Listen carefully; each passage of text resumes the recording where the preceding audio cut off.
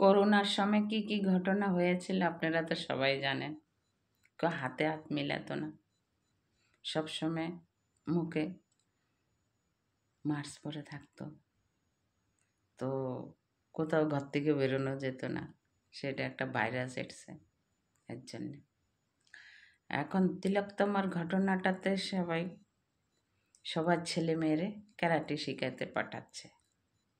তো ক্যারাটে শিখিয়ে ওরা কি করবে? ক্যারাটে শিখেটা ওরা কি করবে আমাকে একটু বুঝিয়ে বলবেন? আপনাকে যদি 10জন লোকে অ্যাটাক করে, তো সেই ক্যারাটে লোক বা ক্যারাটে মেয়েটা বা ক্যারাটে ছেলেটা ও কি প্রস্তুত হয়ে গিয়েছিল ওখানে? তিলোত্তমাকে তো ঘুমের ভিতরে ওরা আকর্ষণ করেছে, ওরা ঘুমের ভিতরে ধরেছিল। তো তিলোত্তমার কি কম ও একটা ডাক্তার, ও কি পারতো না? কিন্তু পারবেটা কি করে? আপনাকে যদি 10জন লোকে ঘিরে ধরে, আপনি একজনে কি করবেন? আপনার তো বুদ্ধিতে কোনো কাজ হবে না।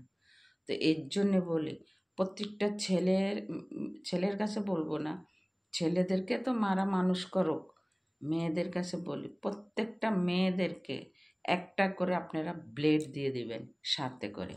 সব সময় ওরা ব্লেড নিয়ে থাকবে, ব্লেড দিয়ে কিছুটা করা যাবে, ক্যারাটিতে কিচ্ছু করা যাবে না। রাধে।